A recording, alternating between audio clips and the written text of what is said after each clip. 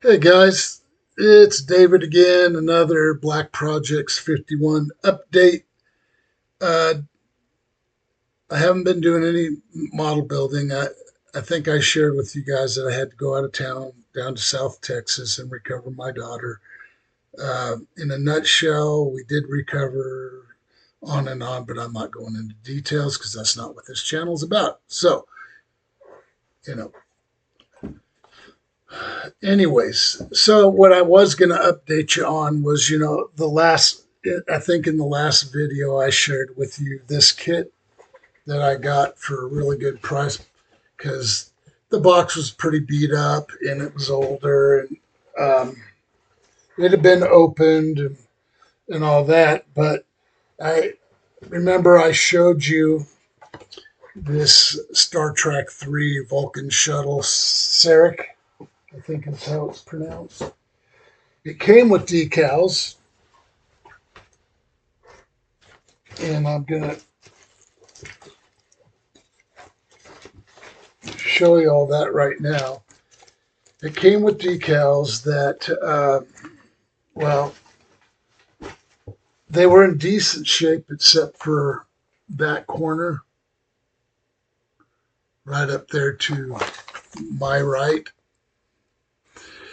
But the more I looked at them and stuff, I was like, no. So there's a company called HDA Model Works. That's H or Hotel Delta Alpha Model Works, and Works is with a X, not a KS. And most of you are probably familiar with them. And there you have it. That's an instruction sheet. Um, and the decals that they send you don't have a carrier film, a separate carrier film like most commercially available decals. For example, the old one, how each decal has its own carrier film, and then the rest of this around it's just paper. Well, on these HDA Model Works decal sheets, it's all one big carrier film. So when you use them, I think I had it upside down. When you use them, you got to get right up close to them and trim them very close, uh, and then apply them. But my my luck with these HDA Model Works um, decals has been really good. So that's one sheet, and it's two sheets loaded because it gives you all the panel accents and everything. And then this is the other decal sheet. Like I said, they don't have separate carrier film. It's one huge carrier film. Like if you were to make decals yourself, well, that's basically what these are. But, you know, usually, unless you have um, high-end printer that prints white as well as all the other colors, you know, you're not going to be able to make these kind of quality decals. But so I I got those. Could I go ahead and airbrush all these color details on and not use the decals? I could, but if you do it right, the application of these decals, it'll look like paint. And since I know how to get that effect, that's what I'm going with. You know, I actually think the decals look better. They present cleaner. I mean, there's people out there that are really good at airbrushing, and I'm one of them. But it's very, very time consuming. And when you have more than one or two or three colors, then it gets very complicated. So decals is an easy answer to a lot of that. So yeah, so I have that for the future, Lord willing, to go ahead and build that Surak shuttle. Sorry, I'm multitasking while I'm talking to you. Um, Round two has put out several videos in the last few months on their latest releases. So, uh, and if you're only into sci-fi and stuff, they do have some of that car stuff, motorcycle stuff, airplane tanks, figures, all kinds of stuff that they're releasing, and some repops from some old vintage kits. Some of it, the subject matter isn't interesting to me in the least. Like I said, I like aircraft, spaceship design, you know, very cool cars, and um, I don't know. Yeah, I'm pretty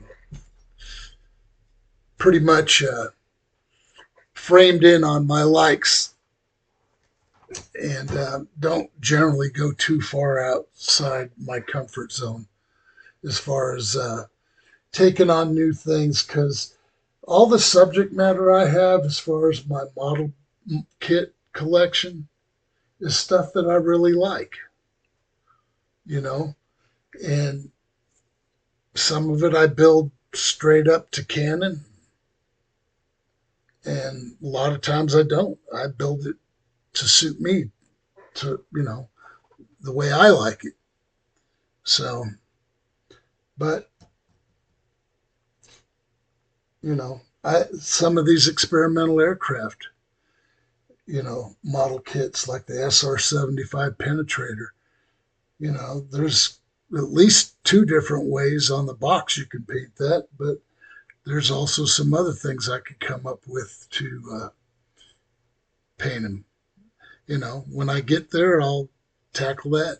But yeah, so you have to forgive me. I'm a little fried because, like I said, we went down on a family emergency. Basically, our daughter was missing for a month. Nobody knew where she was at. Nobody heard from her. Texas Border Patrol called us, said they had her in custody, and that's where I'm going to leave it. Is she okay right now? For the most part, but there are situations and issues and things to be dealt with. But she's safe, and that's all we care about, is that she's safe. So if you're a parent, then you know what I'm talking about. Yeah. So um, the knee pain, which has really hindered my ability to stay focused, and in particular before I sit down at the workbench, you know, it's very much hindered my sleep and my ability to think clearly. So that's why I haven't been engaging in any projects, because prior to surgery, I had knee pain, but it's not like this kind of pain. And so I don't want to waste time or waste materials or damage or screw something up and have to backpedal or have to throw something away because, you know, I sat down at the bench when I shouldn't have, you know. Anyways, um,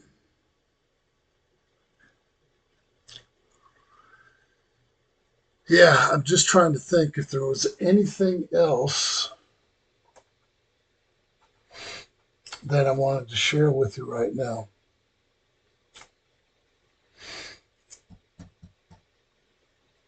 Not really.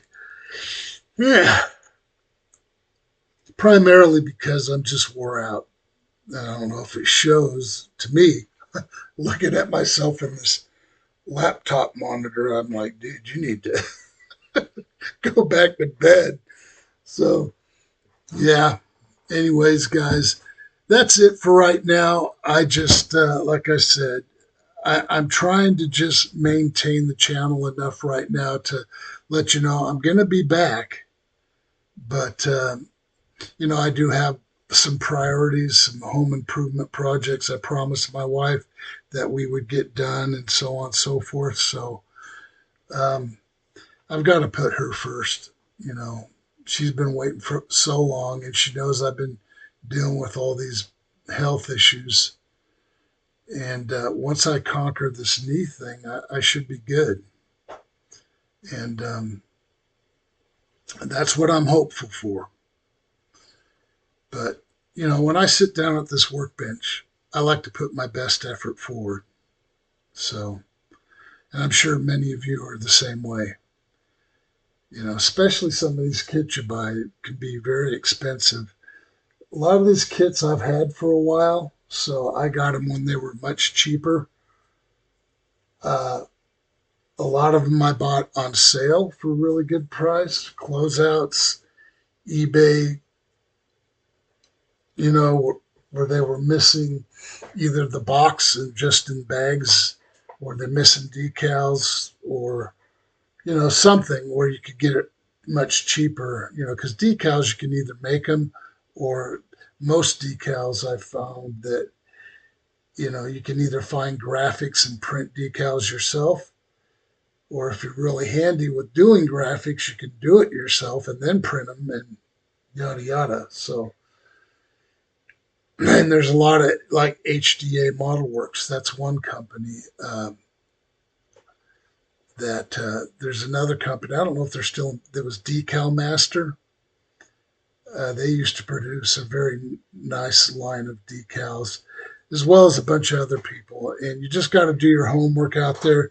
Generally, you'll find what you're looking for. If you Sometimes people will have an old kit where the decals are still in good shape, and you can, if you already got the kit, well, you can buy the other one if you can get it for a decent price and get the decals you need, so on and so forth. I'm not telling you guys anything you don't know or haven't thought of, but